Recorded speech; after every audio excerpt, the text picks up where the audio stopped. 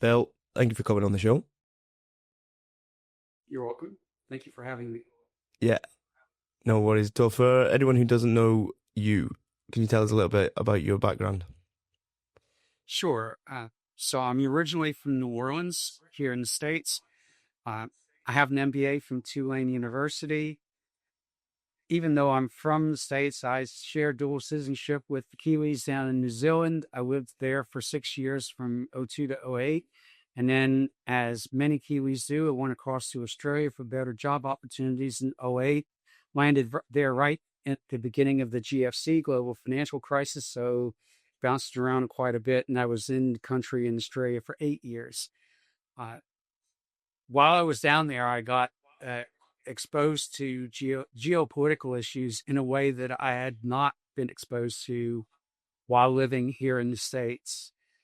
So as where I was on the outside of the ring looking in, and it's a hugely different view, especially in regards to energy and healthcare and uh, those kinds of things. And I'm sure you know that Australia and New Zealand have unique permutations on healthcare that are different from the NHS in UK. I have a friend who used to work for NHS, so we used to talk about it as well. And uh, same with energy, very different points of view. One of my friends on LinkedIn is a retired nuclear engineer with Rolls Royce, so he and I carry on quite well. His name is Chris Bright, for anyone who's curious. Uh, very, very intelligent person, Bright, if you want to go for pun. And so he and I talk about nuclear power issues quite a bit. So anyway, that's my background. One other thing, while I was abroad, I worked mainly in mining and mineral processing. I took a detour into banking and energy as well. At one point, I was the sixth largest natural gas buyer in the state of Western Australia, 45 terajoules a day. And for scale, that was larger than the Perth region for the residential demand for that entire region at one plant. And yet that was sixth in line. There were five companies that were larger at the time. And at another point, I was doing specialist contract administration for a coal-fired power plant in rural Queensland, a plant called Callide, Callide. That was in a little town called Billawheeler. And that facility was 1,450 megawatts of coal-fired generation built in two different stages.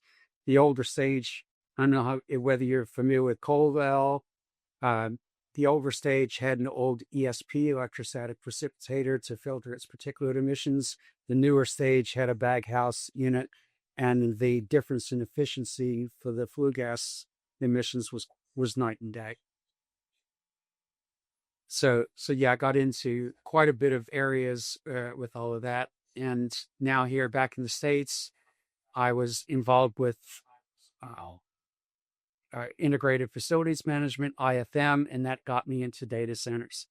So at one point, I had uh, managed service provider scope with Meta through CBRE. So I was working for CBRE. We won the scope to deliver services, and that was to place procurement professionals at Meta data centers, 5 here in the US, 3 in EMEA, and 1 in Singapore. And that involved overseeing the procurement function for both critical services and what's called OFCI construction, owner, furnished, contractor, install. So that's how I got into data centers. And my interest these days is very much in the data center and energy realms. Guys, I'm sorry to interrupt this show, and I really hope you're enjoying it. One thing I'm going to ask you, if you're listening to it and you're not liking, following, or subscribing to it, could I ask a massive favor that you do? It really helps the show, it helps me bring in more people, and it helps me get more stories out there, which in favor brings more stories back in. Let's get back to it. Geopolitics, obviously, we'll get into data centers. What was it that you took a keen eye into geopolitics, and what was it that drew you in? Basically, how the United States, for better or for worse, depending on one's political point of view, really does set the tone for most of the world. Uh, a very brief example. At one point, are you familiar with ANZ Bank?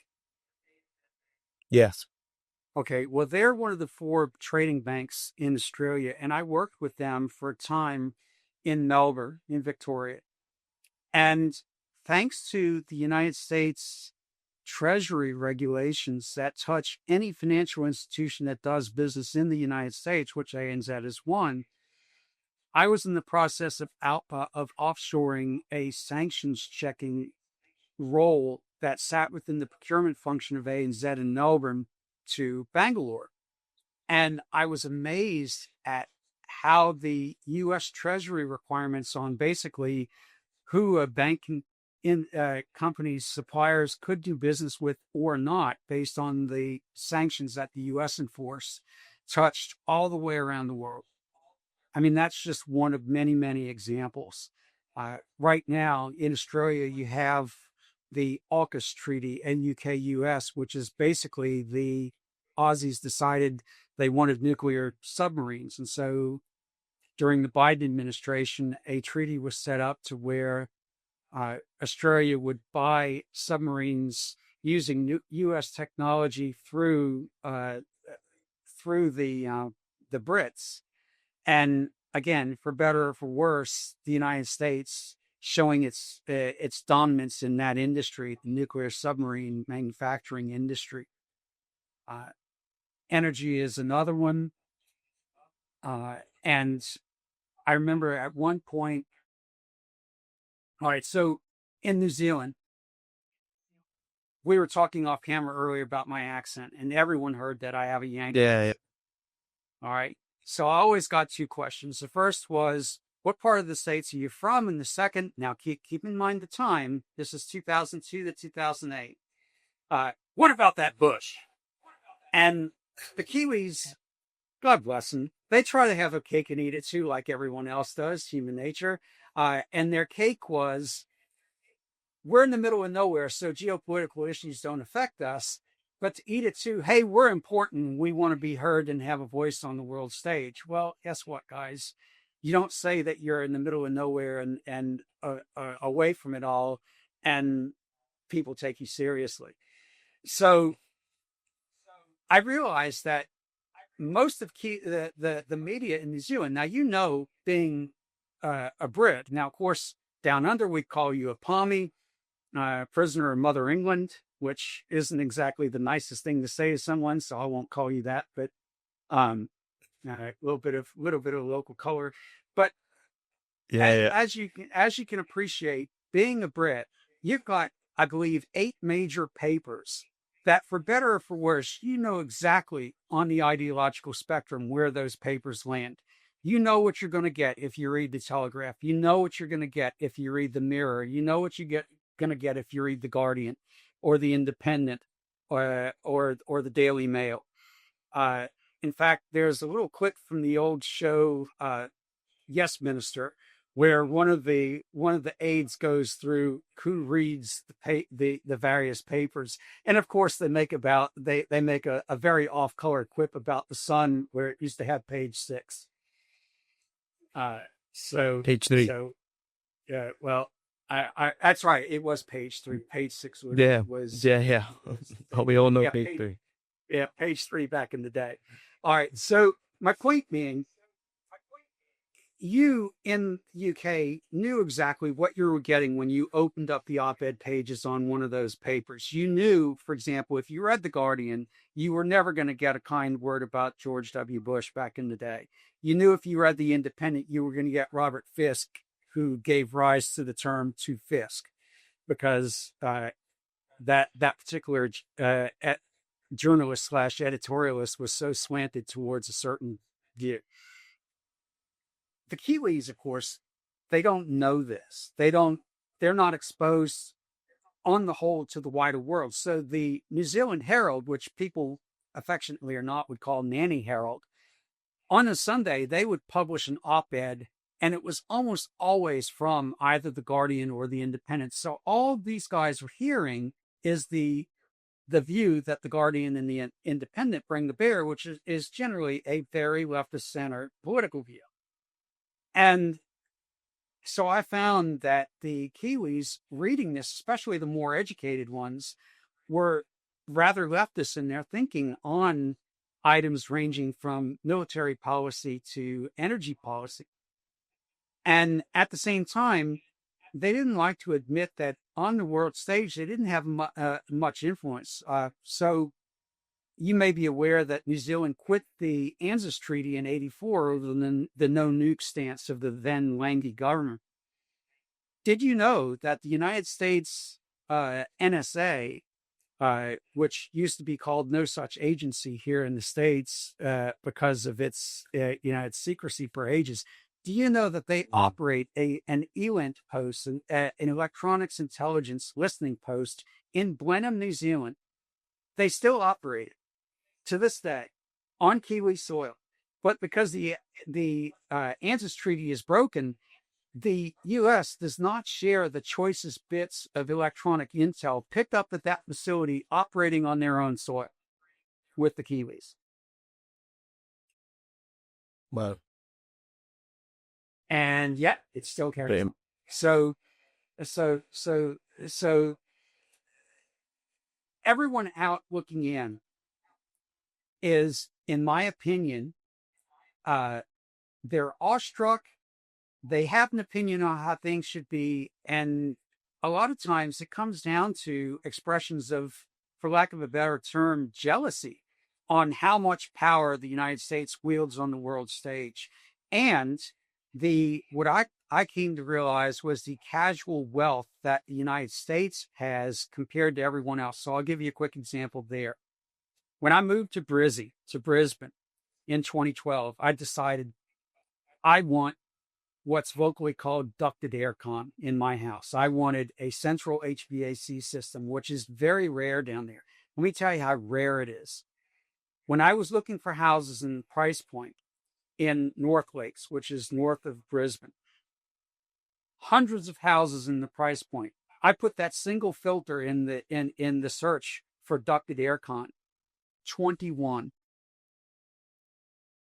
That was it. 21 houses. So I come back to really in the ground. I come back to the States. I visit Dallas for the first time in late July of 2016, and I can't sleep one night. So I'm taking a stroll through the neighborhood at midnight, and I hear buzzing everywhere. And it's the buzzing of air conditioner units, central HVAC units, because even the most lower end of middle class housing, single unit housing, has ducted air conditioning systems. It's everywhere. So you hear the buzzing on a summer night, northern summer night at midnight. Whereas I would do the same thing down in Brisbane, and it would be dead quiet in the middle of southern summer because most of the homes only had split system heat pumps that heated or cooled a specific area, usually either a living room or a bedroom. And that was it. So one other little anecdote from living in Australia. A woman comes to work when I was at Worsley, and she was general manager of finance. And she's talking about how she went to put her jeans on, and she found a redback in them, and talked about Lovely. having pulled the clothes off the line. And of course she knew my background, and I quit. Well, you know what? I can't recall ever finding a redback in my tumble dryer because I refuse to use a clothesline to dry clothes. I hate the way it feels. Some people like it. I don't. But it's not common to have a tumble dryer and use it all the time in Commonwealth countries, as I've come to find out. So again, these are things that a Yank takes for granted because energy is affordable. Appliances like that are affordable. And for a number of policy reasons, those items are far less affordable in Commonwealth countries. So there's a kind of toing and froing about that. It's to the point where when I was in New Zealand, I really got hazed at times for being an American. And I found that the best thing to do was to throw it right back at them as hard as they gave it. And I got their respect. I ended up getting some very good mates, close folks that I got to know during my time there. Some of them I still keep in touch with many years later. So I just stood my ground and threw it back and uh, came to appreciate the wealth that we have in the States, which is a function of affordable energy, affordable oil, gas, and electricity. Well, that's why I'm. You've written before about your shift from being mildly agnostic about renewables to now strongly opposing intermittent generation. Why? Okay, so in 2008, I was the manager of procurement for New Zealand Steel in Glenbrook, New Zealand, which is just south of Auckland. They are part of BlueScope, which is an international steel and mining company. And I was asked by the asset presidents to review a proposal. These developers had proposed that they wanted to build a wind farm that was going to be built solely for the purpose of supplying New Zealand Steel with its power. So the specs were 21 towers at 2 megawatts each, so 42 megawatts. Now that was nameplate capacity, and the initial strike price by memory was going to be something like $79 a megawatt Kiwi dollar, with a take or pay provision, whatever they could generate for a 15-year term with an annual price escalator based on a basket of factors. Signed here. And the first issue was the price. The price was roughly 50% higher than what the company was paying. So cautious, I put together a small team of two other consultants. One consultant knew the site's internal power demand backwards and forwards because he'd worked there 16 years before he retired and became a consultant. And the other gentleman, he was a consultant for on the EPC side for building and operating various types of power plants. So they looked at the logistics side of things, from the ability of the site of the wind farm to deliver, to the plant's requirements for energy, and I looked at the commercial side of things. And the very first issue that I ran into was how much energy the plant actually needed. The plant's overall demand was 100 megawatts, which in New Zealand was one of the larger off takers. But first issue was the plant had it had two cogeneration units on site that used melter gas. So very unique way of making steel that resulted in a type of syngas that was burned in these cogeneration units to produce electricity. So that took care of 60 megawatts. So that's 60 of 100 already taken care of from these cogens. The other 40 was split between a 20 megawatt hedge contract, which I could not touch at the time, and 20 megawatts that was bought on spot. Now, spot was a function of hydropower. New Zealand is 61% hydro. So 2008 was a drought year in New Zealand, and the spot price was $500 a megawatt and up. On a wet year, the prices could swing wildly to the opposite. Okay, so if I'm buying spot because, remember, 60 megawatts is set. 20 megawatts is set on a hedge, which is a bit higher than the historical spot price. But the decision to buy on spot on the whole was because historically the spot price is going to be below your hedge. That's why hedge companies go into those contracts. It's not about guaranteeing low cost power via hedge overall. It's about managing your cash flow during the up and down swings, because you're setting the hedge at a risk factor, right? So all I really needed from these guys was 20 megawatts. Next issue, their wind study annually showed that on average, they were going to be able to deliver 14 megawatts, but that's an average. We looked at the time of day, the rise and fall for the wind study over time, and it was all over the place.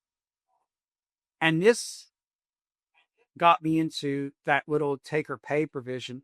There was no penalty proposed on their side if they could not deliver any power at all. Nor was there a penalty if the wind was blowing hard and they were delivering all of their power, which, remember, I didn't need all of their power. I only needed half of it by nameplate. So over time, I realized that I was going to be holding the bag both ways, because I found out that in New Zealand, wind follows rain. So if the lakes are full because it's raining, it's going to be windy. I'm going to be socked with more power than I need. And because the spot price is going to be low because the lakes are full, I'm going to be selling the excess into a distressed market. In other words, a flooded market. So I'm going to be taking the loss on whatever I'm buying at versus whatever I can sell at. If the wind is not blowing because the lakes are not full and the spot price is high, these guys are not going to be able to supply me with 20 megawatts. So whatever gap I have left, I'm going to be buying from a distressed market that is in short supply. So my spot price is going to be high. So again, I'm the one who's sitting on all the risks. So this is why later on I realized this is risk shifting. To use an Aussie phrase, they had all care and no responsibility when it came to their ability to deliver or not. It was just, when the wind is blowing, you buy from us. All well and good. But I'm holding the bag. And the challenge was, if I'm going to be holding the bag in the worst case, we did modeling where this amount of money that we were going to be potentially spending for excess power in dry years was going to break the bank. It was going to break the budget by a wide margin, the plant's budget. Okay. So at the same time, I could not say no. Okay. I'm one of the biggest power users in the country. I'm exposed to the politics of renewable energy to the government. So I have to be seen as supporting renewable energy. So if I just dismiss them, no, I'm likely going to end up in news media. Not good. Okay. These guys were also very shrewd.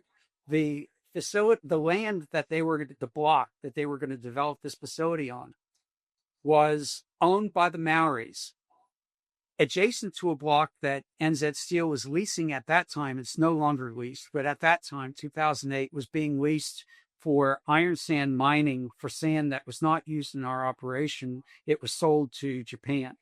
So the shrewdness of the decision to site in this area was that not only now am I saying no to renewable energy, I'm raising indigenous issues if I say no to the proposal to the same indigenous group that we're also leasing a block from. So I'm caught pursuing the silo of renewable energy politics and the Charybdis of indigenous politics. And by the way, if you think indigenous politics in New Zealand aren't strong, the local belief of a river god, Taniwha, or Taniwha, depending on how you pronounce it, was strong enough for the local iwi to demand that a road alignment along the Waikato River be changed, because the iwi argued that the alignment as proposed was going to anger the Taniwha. So they've got enough power then. All right, so where I'm going with this politically, is the only way I could say no. The only way I could say no was to find some other way. And the other way was Procurement 101 says that I don't want to be my supplier's sole client, because if I am, then my risk is going to be, augmented or added to by whatever the supplier's experience is. So I got permission to counterpose, because I discovered that there was no one else big enough that even with a 50-50 split, this company was going to contract their entire allotment, which was what they needed in order to get their funding, their project funding. So with permission from leadership, I did two things. I created a counter proposal for 50% on the basis of commercial risk management. And the other thing I did was I worked with our company's corporate communications team for them to be ready to officially address any media reports that might arise out of this counter proposal. Had all that set to go. All the stars are aligned internally. I met with the developers, and keep in mind, this is 4 months after they had initially made the proposal to us. So we've studied this thing backwards and forwards. We've given them several chances to take up some of the risk in terms of their power delivery. They flatly refused. In fact, it didn't even occur to them. It was just, we're going to generate power when the wind blows and you're going to buy it. That was their line. Take it or leave it. And they thought, because of the issues that I raised, that it was a shoo-in for them because we were big enough to be their only client, and that way they were going to get funding. But by me saying, nope, we'll buy 50%, one catch, again, all aligned with leadership, you got to show us executed agreements for the other half first. When you can do that, then we'll sign based on the terms you proposed here. Joe, that facility was proposed in 2008. It's been proposed time and time again. Taharoa's Block C Wind Project. If you Google it, you'll find it. And not a single spade of dirt has ever been broken for that facility. And we're now what? At 17 years. 2025. Yeah. So that's why. Wow. That's why. Because the bottom line here is intermittent generation, where you cannot control the fuel source, or you cannot store the fuel. You can't store or meter the fuel. You're not reliable. A statistic from the AEMO in Australia for South Australian wind.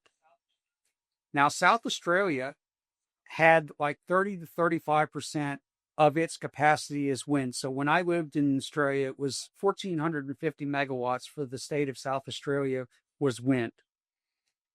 And the capacity factor for a hot day, 40 degrees centigrade, was defined as a hot day. The capacity factor for peaking power generation from wind was 9% in 2013. Okay, so what's that? Less than something like 120 megawatts of 1,450 was available for peaking energy on a hot day. It ranged between 9 and 13%, and wind overall, its capacity factor is something like 30 to 35% in the aggregate. The problem is the immediate event. Now, in the UK, you guys just had a wind drought for something like 6 days where you had a lot of cloud cover. And I recall that at one point, wind was supplying 0.5% of its installed capacity. So what I tell people now is, if you want to understand the problem with wind, go to a wind farm site and just listen. Listen.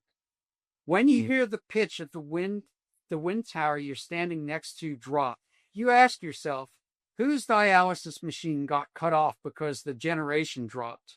If the answer is none, that means you're paying for backup capacity to make sure that this generation can ride when it can't control how much power it generates. Whether that backup capacity is diesel, I believe the Telegraph reported back in 2014 that the UK spent £8 billion on diesel gensets to back up wind. And now the backup is battery, which is even more expensive than diesel reciprocating gensets. So that's why I'm against it as a grid-connected power source. You can't control it. You can't meter it.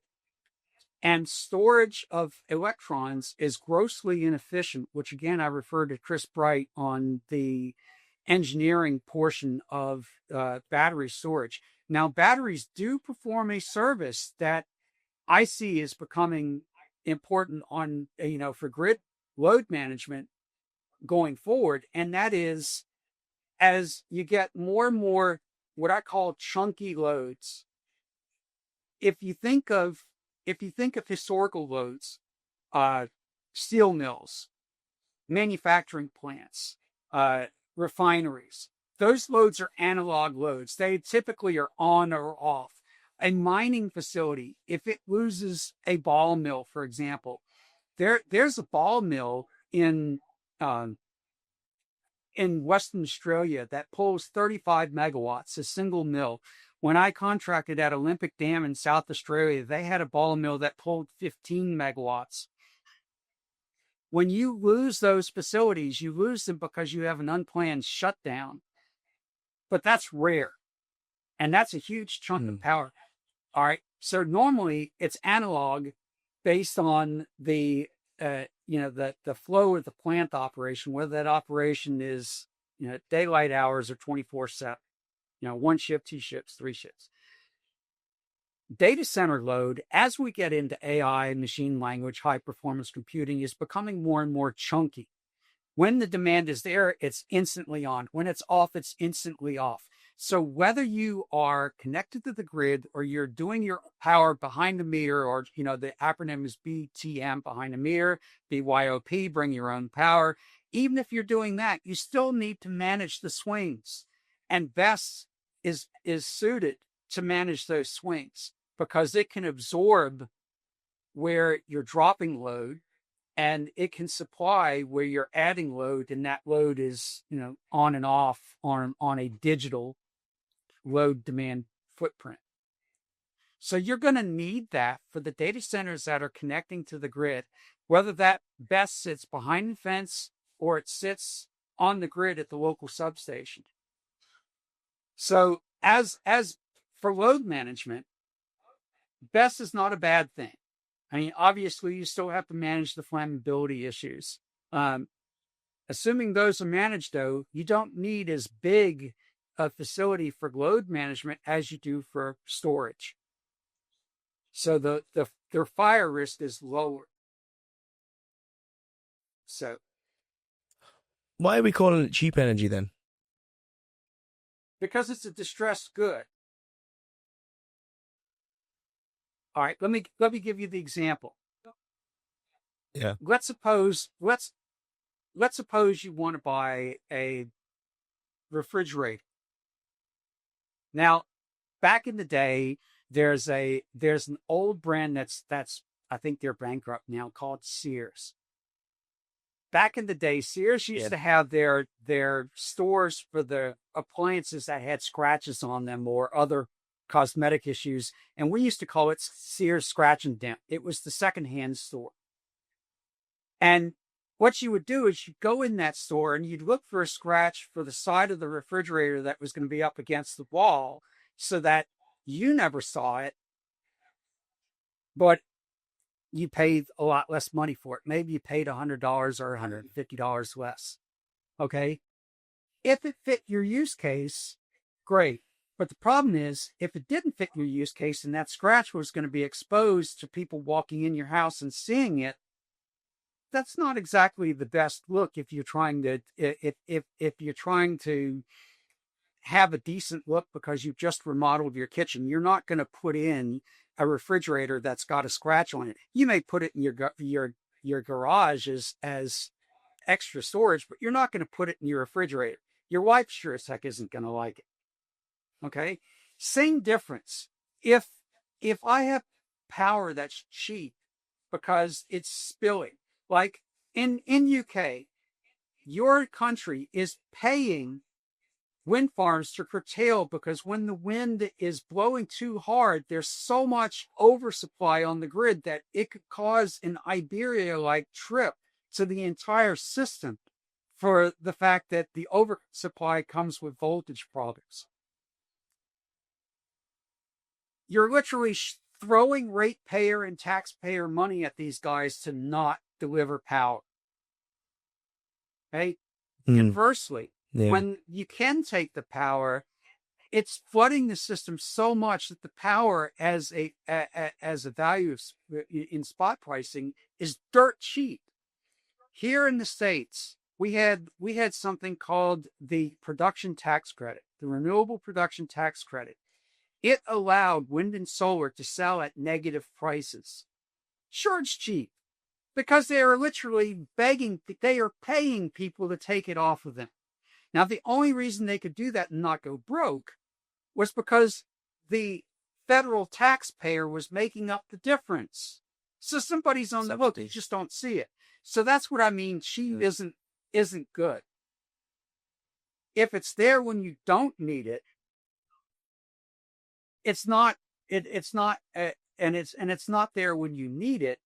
Cheap doesn't amount to a hill of beans. If it means that there's so much supply that you're then having to spend transmission and distribution infrastructure monies because you've got to put in more lines to manage the swings, you've got to put in more substations to manage the supply swings, then again, you're paying for it. The cost of the kilowatt itself may be dirt cheap, but the cost of managing it is not. The cost of having to put in backup generation or backup batteries when you can't generate power because you have no wind or you have a cloudy day is not cheap. So all they're looking at is the moment. That is being used, yeah. Right. Yeah, so when it's on and when it's working, it's cheap. Right. But if I need it and it's not on and it's not working, well, no, it's not cheap because now I got to go scramble to put in, and generate backup electricity at a much higher cost. How is the energy market going to be affected by these, probably what's going to be a conglomerate of data centers that are a way to start being pitched up left, right, and center? Well, because you've had so much intermittent energy generation being placed on regional grids over the last 20 odd years, you've got a massive, massive disconnect between nameplate capacity and dispatchable capacity, reliable capacity. On ERCOT, for example, I believe round numbers, the load is something like 85 gigawatts of demand. We've got over twice that in nameplate capacity, and yet we still have brownouts on days where you have high pressure systems causing wind droughts, or you've got cloud cover causing solar droughts. So, because of that massive disconnect between nameplate capacity and reliable capacity, there's been an impression with politicians and even some regulators over the years that, hey, we've got all this extra capacity. Whereas it used to be large load users used to have to contract with the utility via PPA, power production agreement, to have their demand built, generation and infrastructure built. So in other words, if I'm going to build a brand new steel mill and I need 100 megawatts off the grid, I'm not going to just put in a load study and take that 100 megawatts. I'm going to work with the utility for them to build me a power plant. And whether they recover the capital by PPA, so in the rates they charge me for the term of the PPA, or I bring the capital, so they're only charging me for O&M and margin, they're going to recover their costs.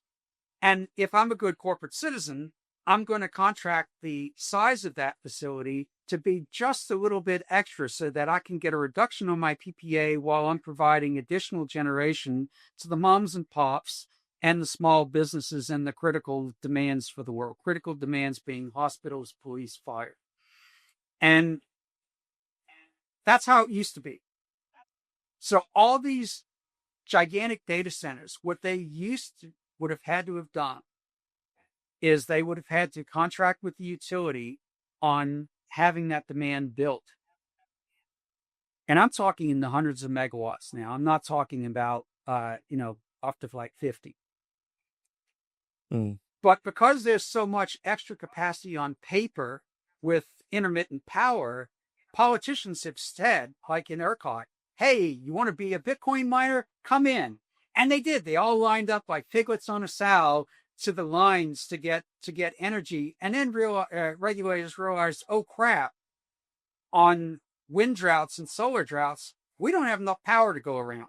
So Texas just passed a law called SB 6 relating to Senate Bill number 6 that basically says quid pro quo. You want your load study to be approved faster? Great. But if you're a 75 megawatt load or higher, you're curtailable. Doesn't matter what your PPA says. You're curtailable. So if I'm a large load user and I'm looking at that little Faustian bargain that's been struck, what that's telling me is I'm going to be curtailed. And it's not as simple as, you know what, I've got backup generation, who cares? Because if I'm in a United States EPA non-attainment area, I can't run those gensets on diesel fuel for any length of time. Because now I'm going to be up against air quality standards. So that's why large load users in the interim are going to be forced to go behind the meter with their power generation. It is more expensive, but it provides security of supply. How much do we underestimate the scale of energy that's going to be required with this coming digital economy that's en route? Well, there's two issues to take into account. One is the long-term march of energy demand with regards to various data center uses. And there's the other immediate issue of what I and a whole bunch of other people refer to as the AI bubble. So right now, AI is kind of today where the internet commerce was around 1999. Yeah. Everything is AI.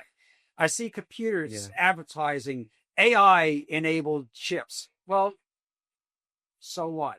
What's that going to do for me? All it's saying is the chip's going to meet the computing demand for whatever you're throwing at.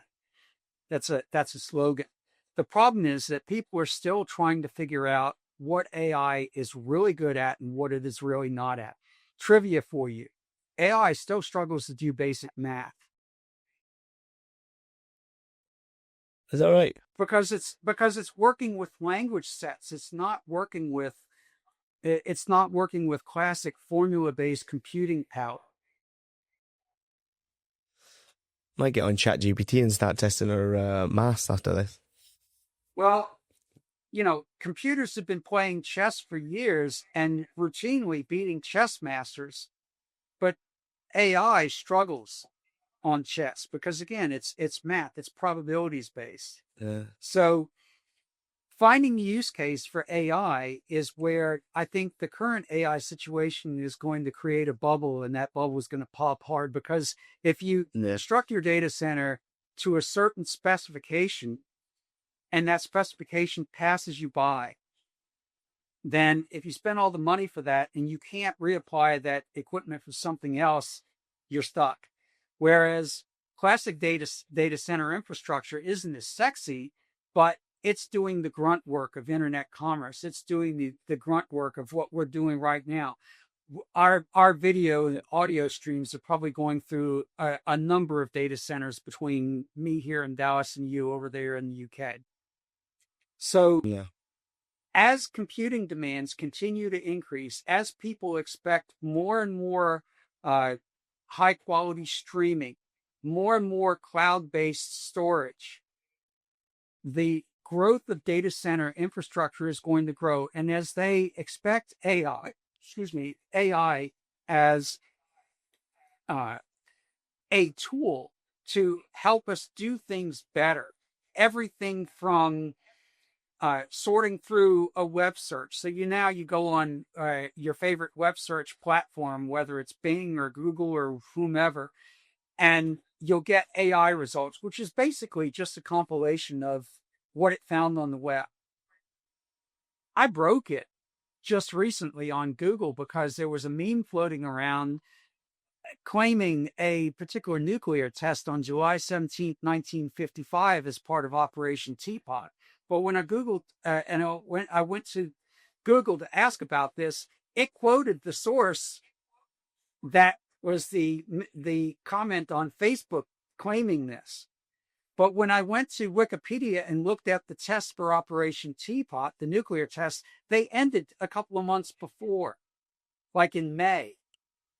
There were no tests for the United States of any public nuclear or white world nuclear program for the second half of 1955. So that whole claim was false on the face of it. Mm. But again, AI didn't know that because AI is basically a super turbocharged web crawler that's looking for its answers and packaging them up for public consumption. Yeah. So it's still in very early days of how it's going to be applied. Yeah. 100%. So anyway, 100%. but the load will continue to increase, and because how we're using the internet now, the tools that we are coming up with, and that AI is making possible, and the portions that we don't know yet. I'll give you a quick example of how reactions to present day problems in a linear fashion don't solve the problem, but the innovation that's just around the corner does. So have you ever heard of and I quote, the great horse manure crisis of 1894?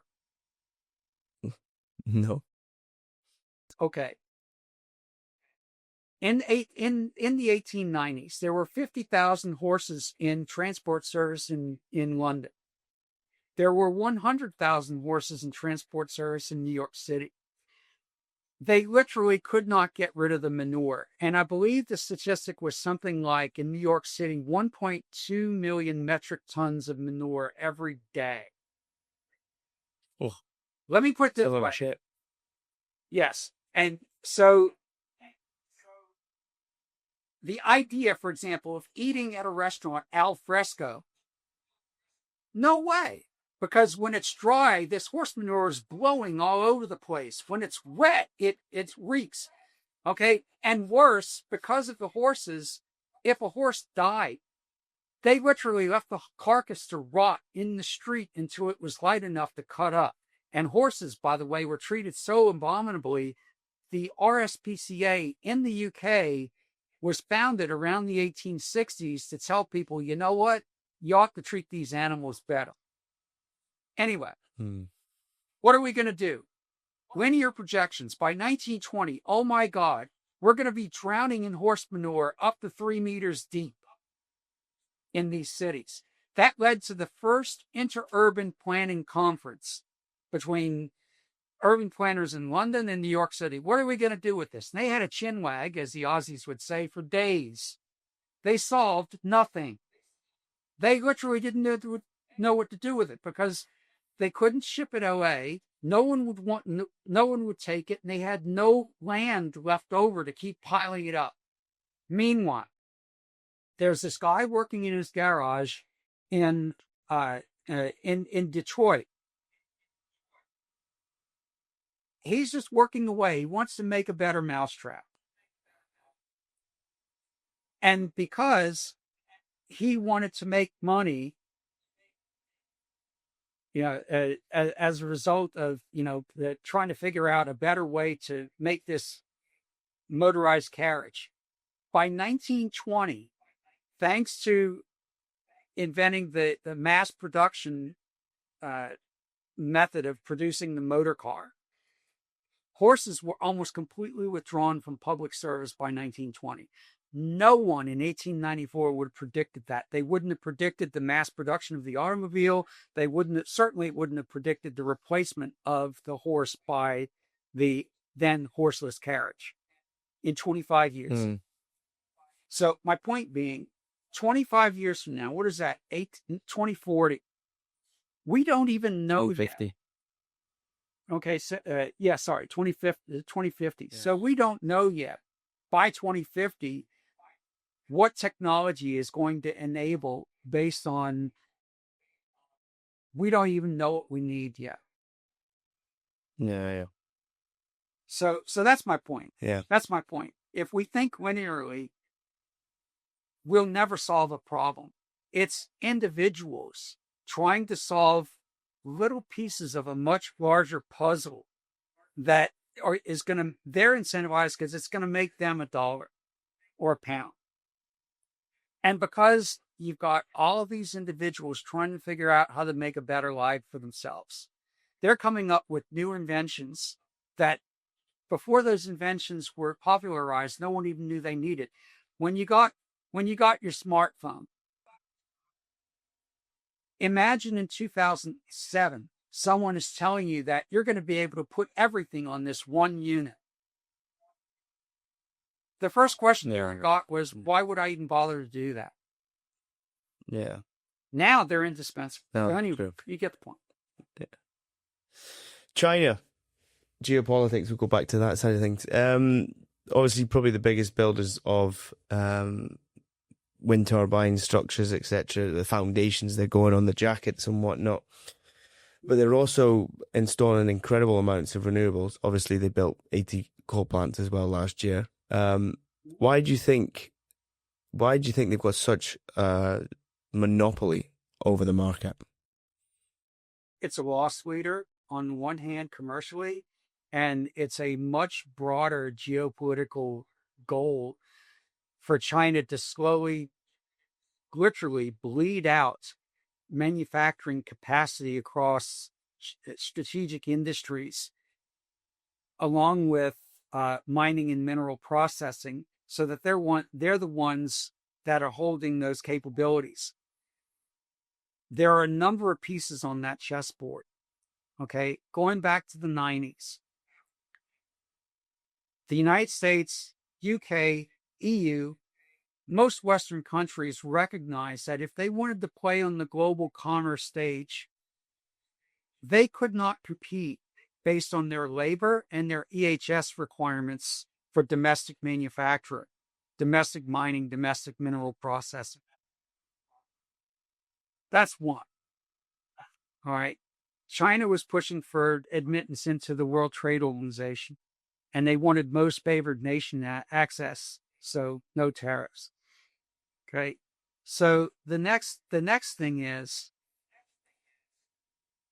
the those who believe, which obviously I don't believe, that CO2 is an existential threat. Do I believe that humans produce it? Yes. Do I believe that climate change is happening? Yes. Do I believe that humans cause climate change on a global scale? No.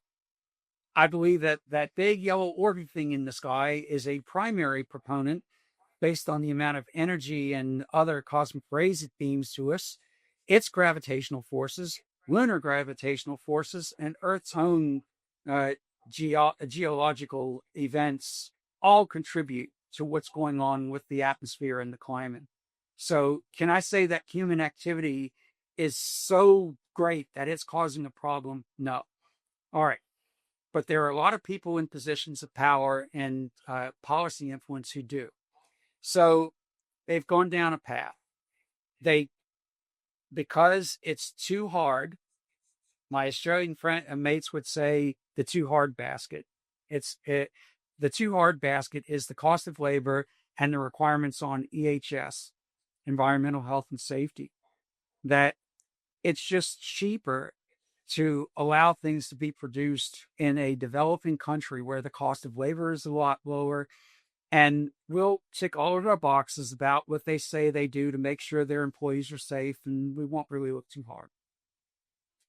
And so we enjoy the benefits of becoming a consumerist post-manufacturing society, where if we try to manufacture our own goods or start up our own mines or start up our mineral processing, even if we want to mine lithium and process it into the products necessary to make lithium batteries out of it, we can't do it because of the costs, the permitting time, and the environmental standards that Western operations are held to. Meanwhile, China's been throwing its money that it's getting because of the trade imbalances for decades now, 25 years or more, into developing mining infrastructure, ore processing, mineral processing infrastructure, and manufacturing infrastructure that goes all the way from throwing its collective weight around in the African continent to develop mining operations that are even too environmentally unfriendly for China. Did you know that they're even to the point where they're exporting their worst environmental issues out of China to Africa? No, I did not. Okay. No. All right. So they are developing Africa as their dirty backyard to dig up ores and to do outsourced mineral processing that's very, very dirty environmental. They are gaining such a supply chain infrastructure that they can offer these products very cheaply. And then on top of that, you've got what I call the tightrope of the Chinese economy. All right, I'm a tightrope walker, right? I've got a balance beam. The Chinese economy, on one hand, that's hyperinflation. On the other hand, civil unrest. So if I try to balance too hard on the one side, I go off because I get hyperinflation and civil unrest. On the other hand, if I try to control my economy so I don't get hyperinflation, I get civil unrest because of layoffs and I go tilted up anyway. So you look at the supply chains, you look at the manufacturing expertise. China has numerous schools of the engineering and the manufacturing expertise to run these plants. Now, can they innovate and can they develop brand new manufacturing processes and products? Doubt. And that's because an autocratic society does not reward innovation, because innovation, as the late economist Milton Friedman used to say, requires creative destruction.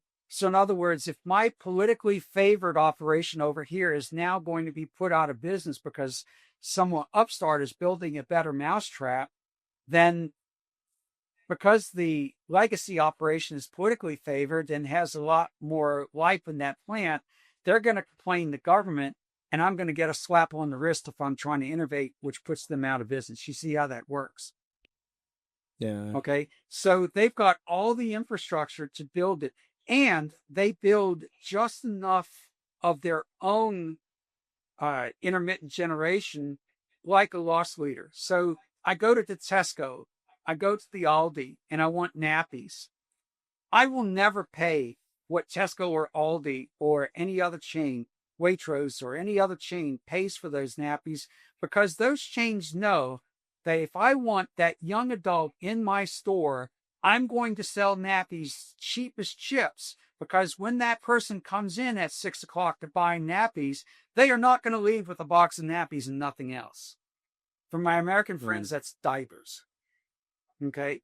So they're not going to leave with just that. They're going to fill up that trolley, that basket, with other goods. So in other words, I've enticed them to come to the store because of the loss leader, which I know they need. Same difference for renewable energy projects in China. I'm going to build them just enough within China so that people will believe that I endorsed it, and so that I can perfect my manufacturing, so that I can sell. Remember, I'm controlling the entire supply chain now. I'm Henry Ford, and if I'm in Beijing, and I've developed the manufacturing expertise, the ores, and all the components to build these things dirt cheap, so that you look at solar PV plants that have tried to do operations in the UK, they've all failed. You look at battery plants that have tried to do operations in the UK, the US, EU, they've all failed. Or they're in the process of failing because they can't beat the prices of their Chinese competition. And the worst part of it is major corporations that are Western based will sell their IP to China for a song.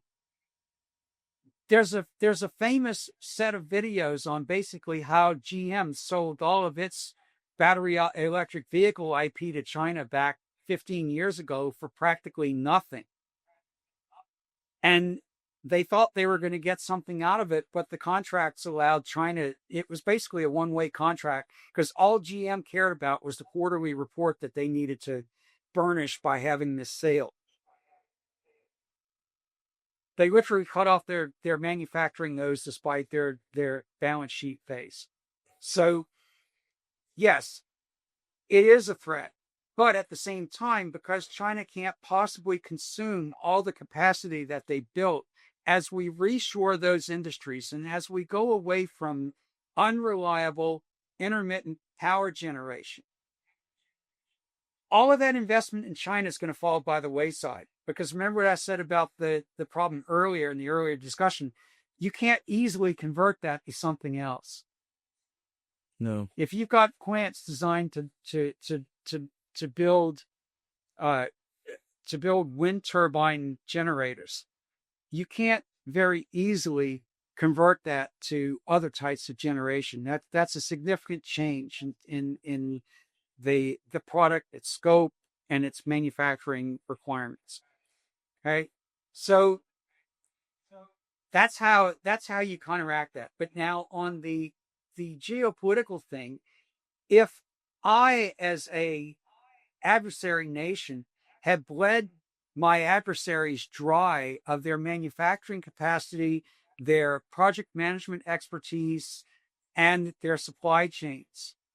Like right now, China is in a war over rare earth elements because of their use in semiconductors for U.S. and Western military weapon systems all the way through the F-35. So if I, China, want to throw a spanner in the works to the West, I simply don't sell them the chips. Or I don't sell them the rare earth elements that are required to go into the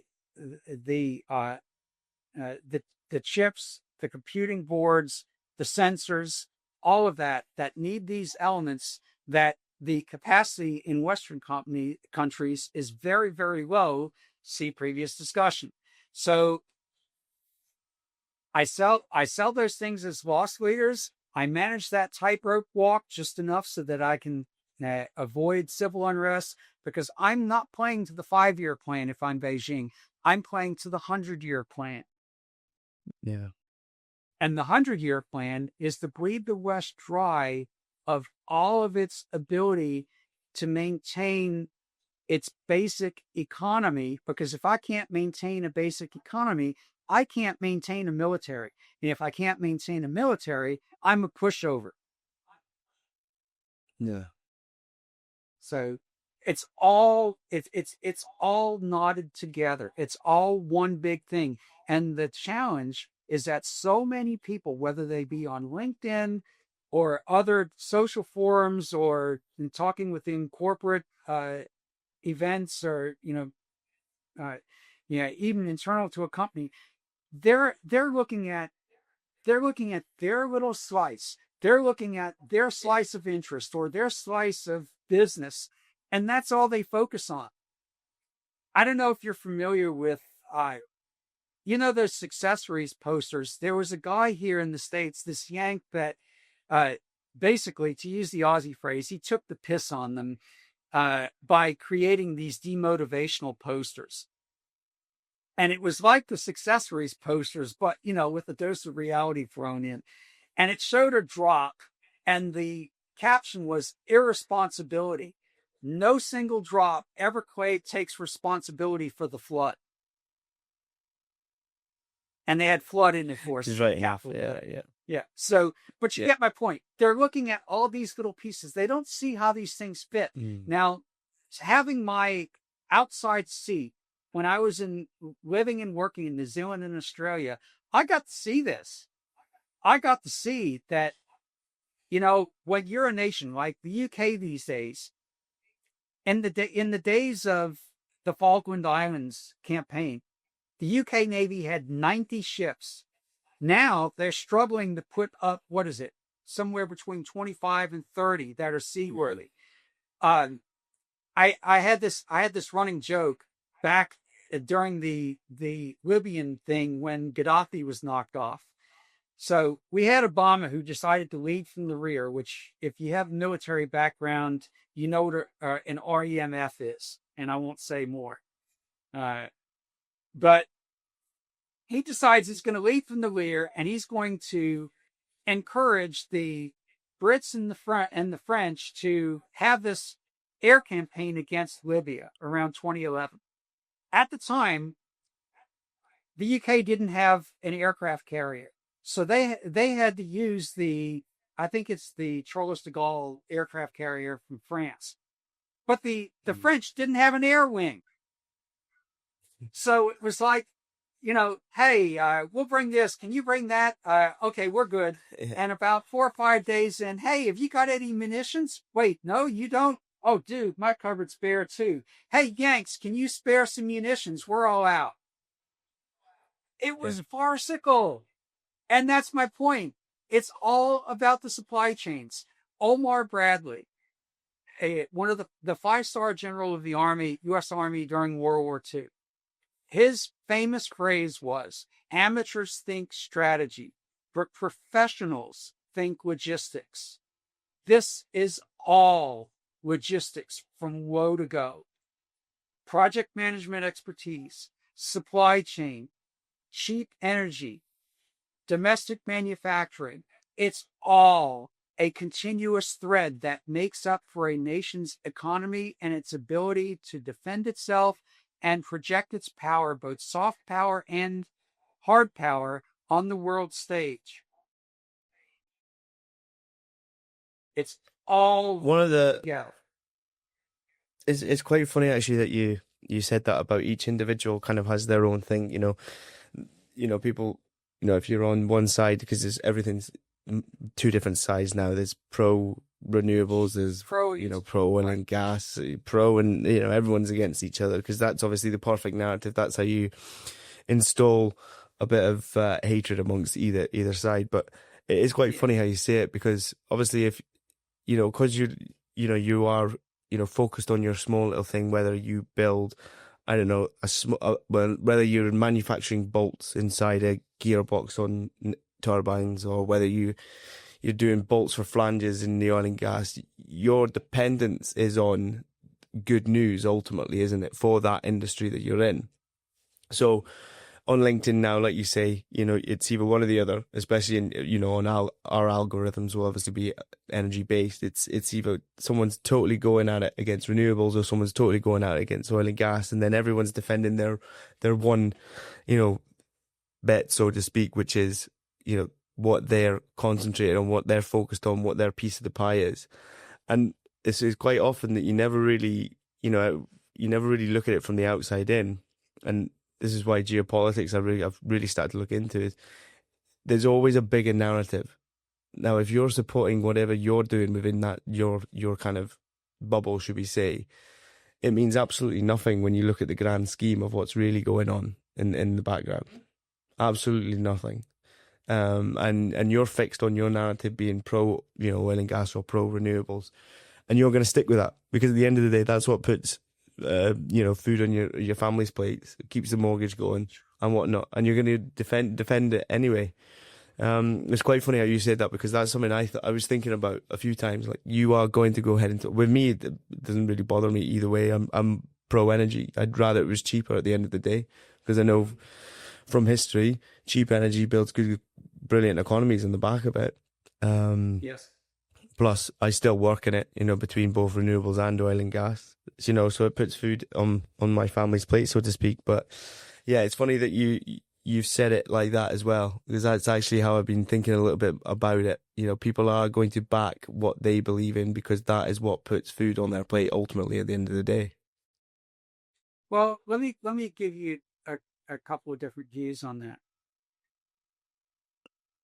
Because so many people are exposed to various social media these days, the algorithms for social media have their own agenda, which is they want to curate more things to you that you're going to find interesting. So the problem is, let's say I'm interested in blue, you're interested in red, and I'm just making up colors. I'm more likely, because of the algorithm, to see curated posts regarding blue. You're more likely to see more curated posts regarding red.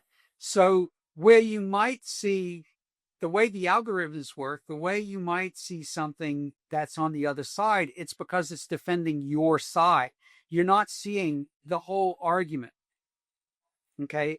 And social media have put that as a huge divide. Now, back in the day, you're going to laugh. When I was a kid, I would go visit my aunt and uncle who didn't have kids. And every now and then I had an afternoon to myself, and they used to get, and this is going back to the 70s, they used to take National Geographic. And I used to pour through those things. And one of the things I actually liked as a kid was reading the ads in the front and the back of the National Geographic, because it was a slice of life, right? Caterpillar used to do these lovely ads about a situation, and in bars on each side, they would have an environmentalist view and a mining view. And the text in the middle was attempting to bring those two sides together to show how the environmentalist side cared about the environment and wanted to have as little touch as possible, and them supporting the mining side were also working to the degree that was possible to have as low touch as possible while enjoying the quality of life that we were now taking for granted. And so they, within these one-page ads, they would present the two side views and show how they were trying to straddle both of them. You don't get that anymore. No.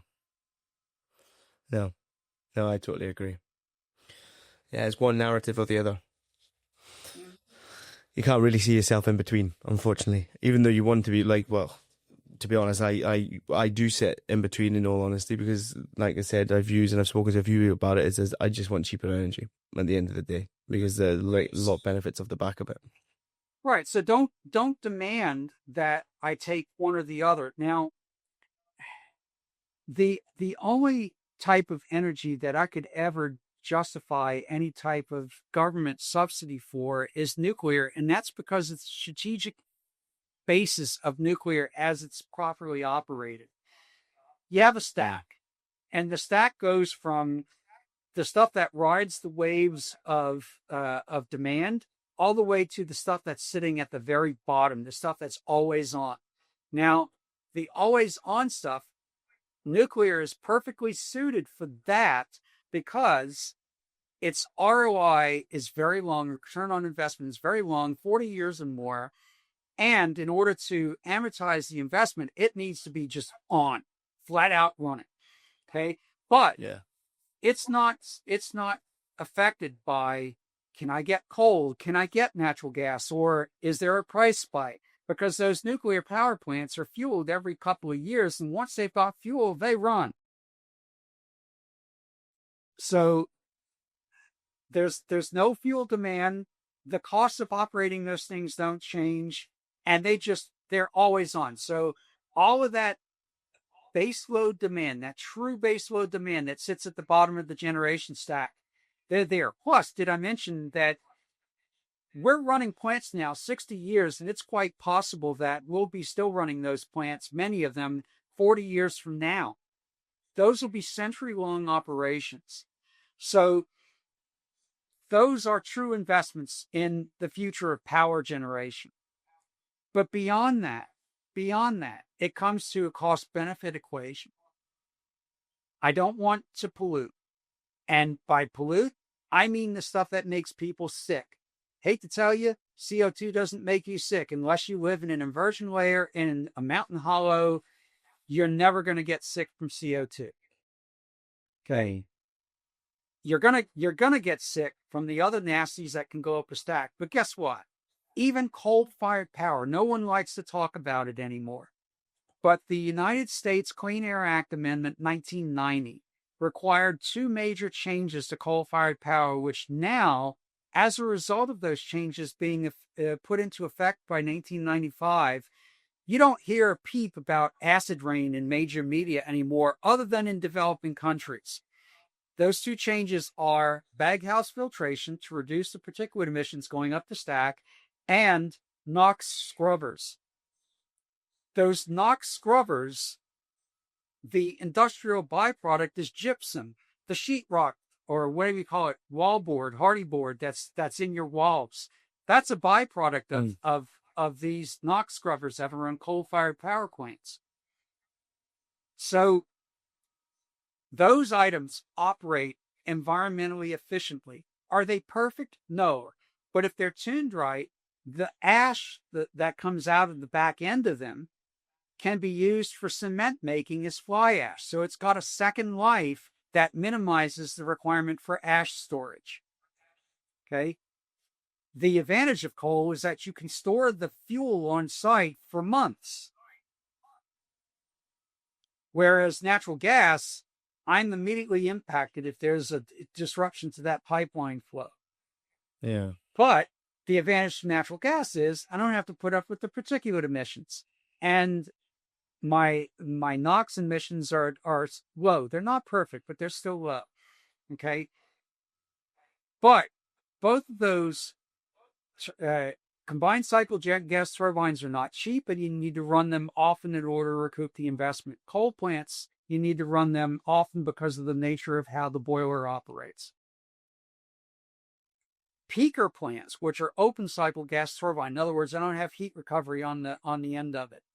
They are OPEX expensive because they're CAPEX cheap, but that's what they're designed for. They're designed to come into the market when peak demand requires it. They're buoyed by high spot prices because you've got to recover the investment over the entire year, where these things may only run a couple of weeks. They may run flat tack in the middle of the summer, and they may run a little bit in the winter. But beyond that, they're not running all that often. So you got to recover the capital. But that's it. They just sit there waiting if there's an emergency. The same with reciprocating generation. It's there in an emergency. For example, that really, really hot day in the middle of summer where everybody comes home from work, they come home from school, they flip on their aircon because it's hot as you know what. I need to be comfortable, and it puts a massive spike of demand into the regional grid. Now, I can't rely on whether wind or solar are going to perform that, because first of all, that demand is later in the afternoon, and I don't know whether it's going to be a windy day or not. Okay? Yeah. And if I'm relying on something to charge a battery, batteries at full charge only have about 4 hours of discharge, and then they run flat. Those really expensive pumped hydro schemes, which if you want to see a debacle, look in Australia, in New South Wales, the Snowy River pumped hydro program project. It's just hemorrhaging money like there's no tomorrow, and the Labor government out there just keeps throwing more money, bad money after good. I call those basically the toilet flushers of the grid. I need immediate power, I flush the toilet, right? But then I have to refill it. So even those, the best ones, are only 12 hours at their full capacity. And then they need to be refilled. So the beauty of a natural gas peaker is it's there to run whenever you switch it on. You spin it up, in a few minutes it's delivering power. The reciprocating kits, some of those reciprocating engines can be delivering power within a minute. So it's all horses for courses on a balance of constraints. If I'm going to want government to pay for something, I have to be getting something out of it. And we've been told that the something we're getting out of it is I'm improving the climate. The problem is, as you pointed out, the Chinese are still punching out coal-fired power plants like there's no tomorrow. I believe the number these days is 2 per week. And I'll give you an anecdote for your listeners from a Bechtel executive who told me this back in 2006. This was back when China was only doing one coal-fired power plant every week somewhere in China. Their experience was that it was routine for the Chinese owners to disconnect the installed flue gas scrubbing systems almost immediately post handover because it was cheaper to bribe the local officials to look the other way than to operate that kit. That's how you got black dragons. Those really, really black emissions. The link I sent you of those, if you want to feature that's an archived dissident Chinese website that featured 38 photos from 2008 of dystopic site conditions that would make James Cameron blush. And the article pointed out the average life expectancy for a Chinese man in these regions was 59. Wow. Okay. So my point being in all of this, you're paying for the queen. It just depends on where you're paying for it at. If you're paying for it because you're buying your generation equipment and your manufacturing capacity from a third world country where officials can be bribed at the drop of a hat, all you're doing is you're shifting your risk of how do I pay for my keeping my sites clean and environmentally up to snuff, and paying for proper disposal of industrial waste. Well, I'm shifting that to somewhere where people are saying yes, and they're taking this. Oh, 100%. Yeah. It's cheap at the end of the day, isn't it? Yes, it is. What's one thing you would fix about how the energy industry, especially, well, it's not so much the industry, it's the public perception in the West, what would it be that you change? I would demonstrate to people that being able to plan for a generation I can count on is paramount. I should never have to be paying a generator to not generate energy. I should be paying so that when I need the energy, it's there. And by the way, the National Grid Manager in the UK floated a trial balloon all the way back 15 years ago that, I'm paraphrasing, that they needed to shift public perception away from expecting that power would be available whenever I wanted to switch the lights on. How about no? I pay for power to my house. I want it there, and it's your responsibility to get it to a point where it's portable and it's reliable enough to where I don't have to ask, is it going to be on when I flip the switch? Because guess what? The light, you may think it's a convenience. Most people don't understand because memories are short. Crime at nighttime when the moon wasn't full used to be a common thing.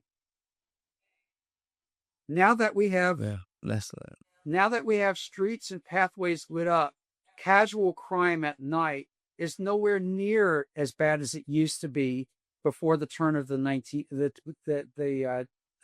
turn of the 20th century.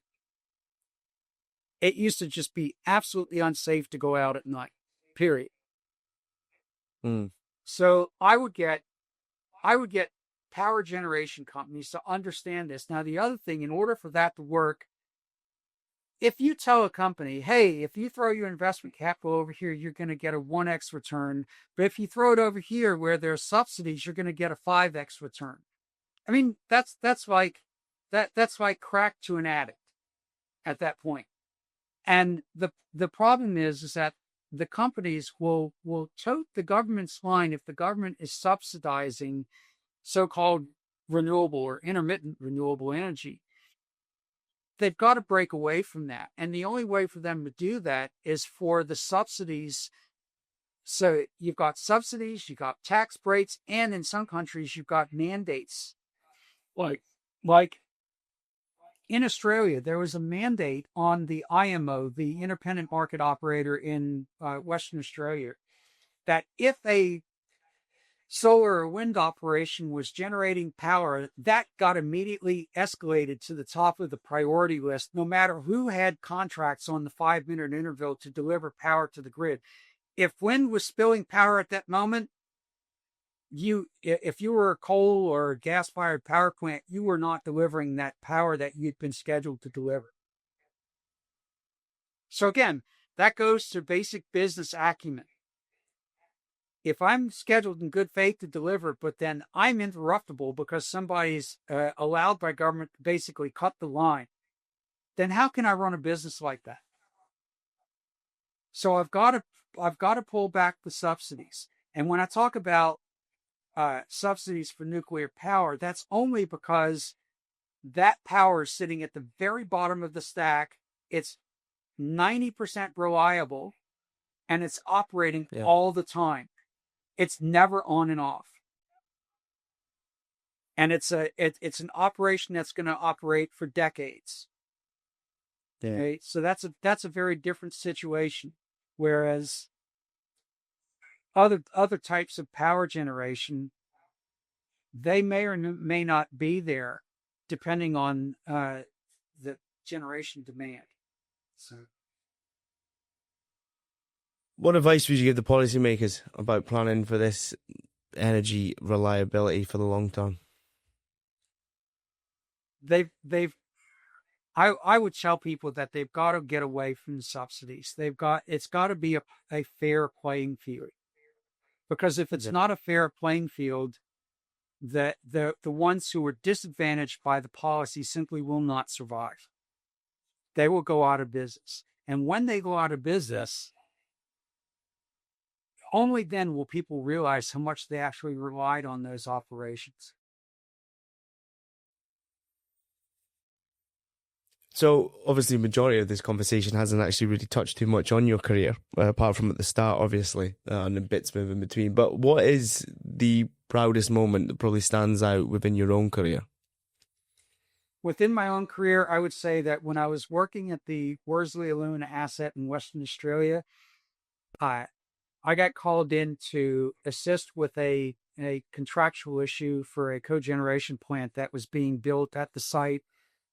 And this cogeneration plant was part of a $4 billion plant expansion. The facility was not owned by my company, and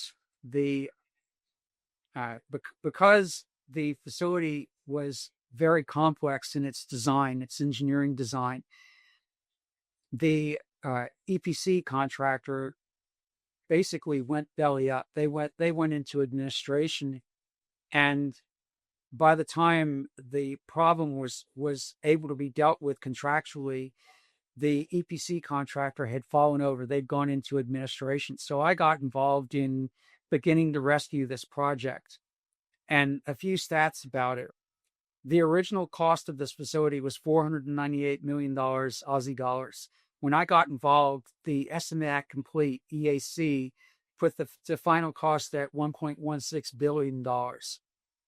The lenders consortium, their covenants ended at $800 million. So there was a funding gap between the lenders consortium and the final cost. So that put the project into both financial default because of the funding gap, and non-financial default because the plant was 14 months behind schedule. And remember, if this thing doesn't get built, it's going to put a $4 billion expansion on its tail. So I got involved, and I spent 6 months working through initial proposals for what became a deed of amendment and restatement for a suite of contracts this thick. And I rescued that project from falling over and putting that $4 billion expansion at risk. And so it was the hardest work I've ever done in my career.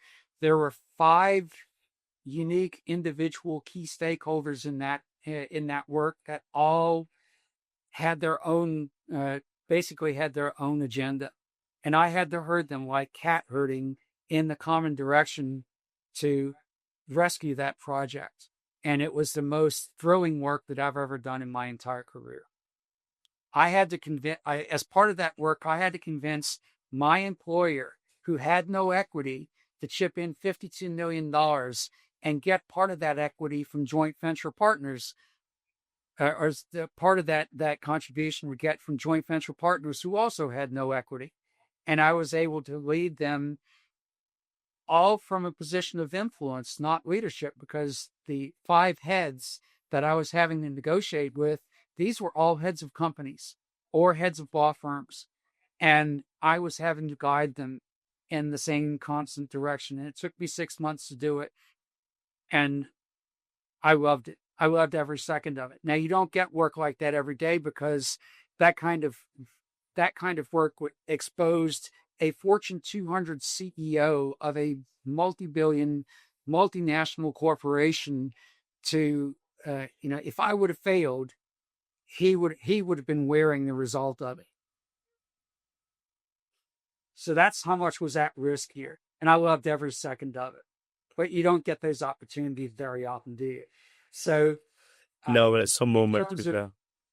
So in terms of these days, I'm becoming part of the data center gold rush, because I see that's where the opportunity, the innovation, and the capital are flowing.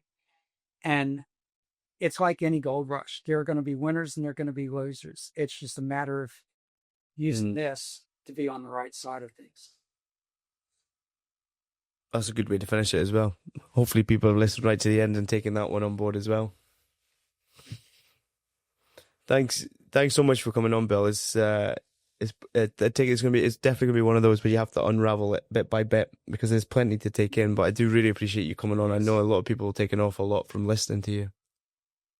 Thank you. I appreciate you having me.